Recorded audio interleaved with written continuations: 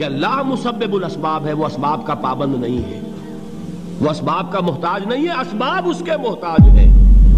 اگر یہ یقین ہے تو اللہ پر ایمان ہے، یہ نہیں ہے تو تمہارا ایمان اسباب پر ہے، وسائل پر ہے، ذرائع پر ہے، مادیات پر ہے، اللہ پر نہیں۔ اس وقت کہاں راستہ تھا؟ کوئی راستہ تھا؟ سمندر ہے اور ادھر سے لشکر آ گیا ہے۔ کلا ان معی ربی سیہدین۔ اب دیکھیے ایمان کہہ دینا آسان ہے، ہوا معکم اینما کنتم، جہاں کہیں بھی تم ہوتے ہو اللہ تمہارے ساتھ ہوتا ہے، لیکن اس کا یقین قائم ہو جائے تو زمین و آسمان کا فرق واقع ہو جائے۔ یہی بات ہوئی حضور کے ساتھ۔ غار ہے، چھپے ہوئے ہیں محمد الرسول اللہ اور آپ کے وہ یار غار ابو بکر صدیق رضی اللہ تعالی عنہ۔ اقبال نے حضرت ابو بکر کی شان میں چند اشعار کہے صرف، لیکن واقعہ یہ ہے کہ بھاری بھاری نظموں پر اور قصیدوں پر بھاری ہے، طویل ترین نظمیں اور قصیدے ہوں ان پر بھاری ہے۔ ہمتیں ابو بکر کی ہمت جو ہے، کشت ملت را جو ابر، جیسے بارش سے کھیتی اپجتی ہے، ابو بکر کی ہمت اور عزیمت اس امت کو اسی طرح سینچنے والی ہے۔ ثانیے اسلام و غار و بدر و قبر، وہ دوسرے تھے اسلام میں، دوسرے پہلے کون تھے؟ انا اول المومنین، حضور فرماتے ہیں سب سے پہلا ایمان لانے والا میں، دوسرے ابو بکر۔ ویسے ہمارے ہاں یہ چلتا ہے اختلاف، حضرت علی پہلے ہیں کہ حضرت ابو بکر پہلے ہیں، لیکن اس میں بڑی خوبصورت تطبیق قائم کی ہے علماء نے اور بہت صحیح ہے۔ چار کے بارے میں فیصلہ ہی مت کرو کہ کون پہلے ہے، ان کی ایک عجیب تقسیم کرتی ہے۔ آزاد مردوں میں، بالغ مردوں میں سب سے پہلے ابو بکر، بچوں میں سب سے پہلے علی، خواتین میں سب سے پہلے خدیجہ، اور غلاموں میں سب سے پہلے زید بن حارثہ۔ بڑی پیاری تقسیم ہے، یہ چاروں ہی پہلے ہیں، ہر ایک کے لیے اولیت ہے۔ اور واقعہ یہ ہے کہ اگر زمانی اعتبار سے تعین ہوگا تو پہلے خدیجۃ الکبریٰ آئیں گی رضی اللہ تعالی عنہ، کسی اور سے بات کرنے کی نوبت بعد میں آ سکتی ہے، پہلے تو اہلیہ محترمہ سے بات ہوئی، آتے ہی پہلی وحی ہوئی ہے، ابھی تبلیغ کا حکم نہیں تھا۔ کس کو بتایا واقعہ؟ ابھی اپنی نبوت کی تبلیغ کا تو حکم ہی نہیں آیا۔ واقعہ کس کا ہے؟ وہ خدیجہ کا ہے۔ جب کہا ہے کہ خشیت علی نفسی، مجھے اپنی جان کا اندیشہ ہے، تو کیا جواب دیا خدیجہ نے رضی اللہ تعالی عنہا؟ وہ صدیقۃ الکبریٰ ہے۔ صدیقات جو ہیں خواتین، ان میں چوٹی پر خدیجۃ الکبریٰ ہے رضی اللہ تعالی عنہا، اور صدیق جو مرد ہیں ان میں صدیق اکبر ہے ابو بکر صدیق رضی اللہ تعالی عنہ، لیکن صدیقات میں چوٹی پر۔ جب حضور نے فرمایا خشیت علی نفسی، کیا فرمایا؟ کیا عرض کیا؟ کیسے تسلی دی؟ نہیں نہیں، اللہ آپ کو ضائع نہیں کرے گا، آپ غریبوں کے ہمدرد ہیں، آپ مساکین کے تکالیف رفع کرنے والے ہیں، آپ بیواؤں کی سرپرستی کرتے ہیں، آپ مسافروں کی خدمت کرتے ہیں، اللہ آپ کو ضائع نہیں کرے گا۔ یہ یقین ہے اس خاتون کے اندر۔ خیر وہ ایک علیحدہ بات ہو جائے گی۔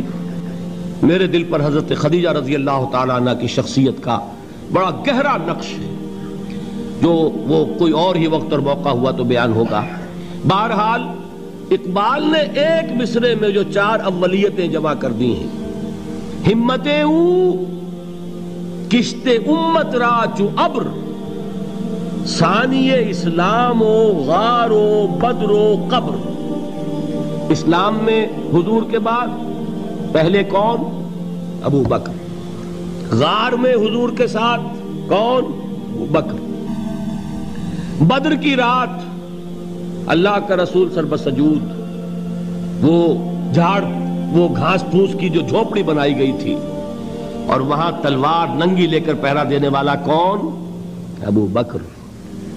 اور اس حجرہ عائشہ میں محمد کے بعد سب سے پہلے دفن ہونے والا کون؟ ابو بکر رضی اللہ تعالی عنہ صلی اللہ علیہ وسلم۔ وہ حضرت ابو بکر بھی حضور کے خیال سے لرز گئے ہیں۔ آپ کو یاد ہوگا کہ جا کر پہلے تمام جتنے سوراخ تھے انہیں بند کیا ہے، ایک سوراخ رہ گیا تھا جس کو بند کرنے کے لیے کوئی کپڑا نہیں تھا، وہاں اپنی ایڑی رکھی ہے، تب کہا ہے حضور سے تشریف لائیے، اور اپنے زانو پر حضور کو لٹایا ہے، اور وہاں کسی موذی جانور نے کاٹا ہے، حضور کی آنکھ لگ گئی تھی۔ اس وقت اس بل کے اندر جو بھی بچھو ہے کیا ہے واللہ عالم، اس نے کاٹا ہے، اس کی تکلیف کی وجہ سے ابو بکر کی آنکھوں سے آنسو ٹپک گئے، حضور کے چہرے مبارک پر پڑے ہیں، تو حضور جاگے ہیں، معاملہ کیا ہے؟ ایڑی نہیں ہٹائی وہاں سے، مبادا وہ جانور وہاں سے نکل کر محمد الرسول اللہ کو کوئی غضب پہنچا دے، ابو بکر کی ایڑی ہے، جس طرح چاہے کھا لے، ختم کر دے، جان نکل جائے تب کوئی آنچ آئے محمد پر تو آئے، لیکن جیتے جی نہیں۔ وہ ہے ابو بکر۔ حضور کے خیال سے اس وقت حضور نے پھر اپنا لعاب دہن لگایا ہے، اور اس سے پھر آپ کی تکلیف ختم ہوئی۔ جیسے خیبر میں حضرت علی کی آنکھ دکھ رہی تھی، اس کو جو شفا حاصل ہوئی ہے وہ بھی حضور کے لعاب دہن سے ہوئی۔ تو بہرحال اس وقت انہوں نے کہا ہے کہ اے نبی یا رسول اللہ، اگر اس وقت ان میں سے کسی نے غیر ارادی طور پر بھی اپنے قدموں کی طرف جھانک لیا تو پکڑے جائیں گے۔ کیا جواب تھا اللہ کے رسول کا؟ لا تحزن ان اللہ معنا، اللہ ہمارے ساتھ ہے، کیوں گھبراتے ہو ابو بکر؟ ان باللہ، میرا مالک اللہ، میرا رازق اللہ، میرا محافظ اللہ، میرا مددگار اللہ، میرا پشت پناہ اللہ، میرا دوست اللہ۔ یہ دوستی ہے اللہ کی جو لب لباب ہے، حاصل ہے ایمان کا، اسی کا نام ولایت ہے۔ اولیاء اللہ کے سروں پر سینگ نہیں ہوتے، جس کے دل میں ایمان راسخ ہو چکا ہو وہی اللہ کا ولی ہے، جسے اللہ پر یقین ہو چکا ہے وہی اللہ کا ولی ہے، جسے یقین ہے اللہ میرے ساتھ ہے، میرا مددگار، میرا پشت پناہ، میرا ساتھی، میرا دوست، میرا محبوب، میرا محب۔ اللہ اہل ایمان سے محبت کرتا ہے، واللہ یحب الصادقین، ان اللہ یحب الذین یقاتلون فی سبیلہ صفا کانہم بنیان مرصوص۔ اللہ محبت کرنے والا، اہل ایمان محبوب، اور اہل ایمان محبت کرنے والے اللہ محبوب۔ والذین آمنوا اشد حبا للہ۔ آپ تصور کیجئے جسے یہ رشتہ ایمان یا رشتہ ولایت حاصل ہو جائے، الا ان اولیاء اللہ لا خوف علیہم ولا هم یحزنون، آگاہ ہو جاؤ، اللہ کے دوستوں کے لیے نہ کوئی خوف ہے نہ کوئی حزن ہے۔ اور میں بیان کر چکا تھا، خوف اور حزن کے خاتمے ہی کا نام امن ہے۔ زوال خوف، زوال حزن، یہ خوف اور حزن کیوں آتے ہیں بار بار؟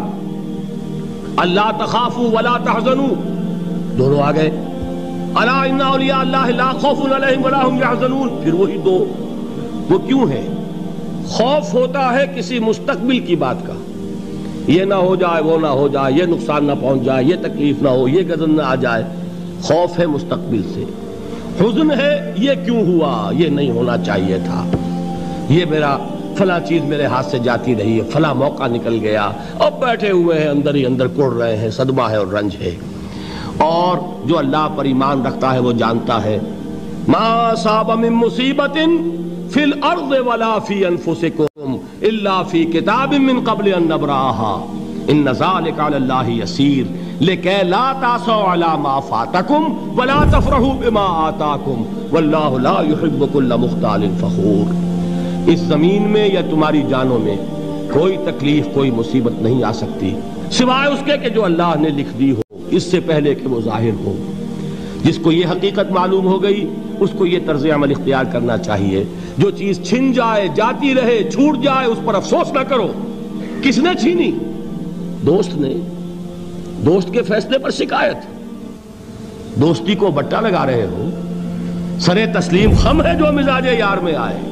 اگر دوستی ہے تو پھر تو تمہیں گردن جھکانی چاہیے کہ ہر چہ ساقی ماریخت عین الطافست، جو بھی میرا ساقی میرے پیالے میں ڈال دے اس کا کرم ہے، جو اس کی طرف سے آئے اس پر کوئی رنج نہیں، کوئی صدمہ نہیں، کوئی غم نہیں، کوئی شکایت نہیں، کوئی شکوہ نہیں، اور جو ہوگا وہ اس کے اذن کے بغیر نہیں ہوگا، اور اس کا اذن ہوگا تو یقیناً میرے لیے خیر ہی خیر ہے، چاہے وہ ناگوار شے ہو، بظاہر مجھے اچھی نہ لگ رہی ہو، میری شارٹ سائٹڈنس میں مجھے وہ نظر آ رہی ہے کہ میرے لیے بری ہے، لیکن قرآن نے کہا ہے عَسَىٰ أَن تَكْرَهُوا شَيْئًا وَهُوَ خَيْرٌ لَكُمْ وَعَسَىٰ أَن تُحِبُّوا شَيْئًا وَهُوَ شَرٌّ لَكُمْ وَاللَّهُ يَعْلَمُ وَأَنْتُمْ لَا تَعْلَمُونَ۔ ہو سکتا ہے تم کسی چیز کو ناپسند کرو درحال ہے کہ اسی میں تمہارا خیر ہو، اور ہو سکتا ہے تم کسی چیز کو پسند کرو درحال ہے کہ اس میں تمہارا شر ہو۔ اللہ جانتا ہے، تم نہیں جانتے۔ جب مجھے یہ بات معلوم ہو گئی، میں نے اپنا معاملہ اللہ کے حوالے کیا۔ سپردم بے تو مایا خیش را، تو دانی حساب کم و بیش را۔ اے رب، جو تو چاہتا ہے وہ ہو، تیرے علم میں جو شے میرے لیے خیر ہے وہ ہو جائے، میری کوئی پسند نہیں، میری کوئی چاہت نہیں، یہ ہے راضی برضائے رب۔ اکبر الہ آبادی نے اسے کہا ہے رضائے حق پہ راضی رہ، یہ حرف آرزو کیسا، خدا خالق، خدا مالک، خدا کا حکم تو کیسا۔ جب میں آ گیا بیچ میں، میری پسند، میری مرضی، میری خواہش، میری چاہت، یہی تو شرک ہے۔ ما شاء اللہ کان وما لم یشاء لم یکن، جو اللہ نے چاہا وہ ہوا، جو اس نے نہیں چاہا نہیں ہوا، اختیار اس کا ہے، میرا تو نہیں۔ رضائے حق پہ راضی رہ، یہ حرف آرزو کیسا، خدا خالق، خدا مالک، خدا کا حکم تو کیسا۔ اقبال نے اسے کہا ہے فارسی میں، اب آپ کہیں اس کا ترجمہ بھی کرو تو وہ مجھے ذرا اس وقت کچھ بہت ہی بدذوقی کسی بات نظر آئے گی۔ جائیے پوچھئے کسی سے جسے فارسی آتی ہو۔ برو کشید ز پیچا کے ہست و بود مرا، چے اقدہا کے مقام رضا کشود مرا۔ مجھے تو تمام پیچ و خم سے نکال دیا اس مقام رضا نے۔ میں راضی برضائے رب ہوں، جو فیصلہ اس کا میں اس پر راضی۔ تو کہاں کا حزن اور کس کا خوف، یہی زوال حزن اور زوال خوف، یہی ہے امن، یہ نتیجہ ہے ایمان کا۔ تو جان لیجئے یہ ہے لب لباب، یہ ہے حاصل ایمان کا۔ یہ ہے تو ایمان ہے، یہ نہیں ہے تو ایمان نہیں۔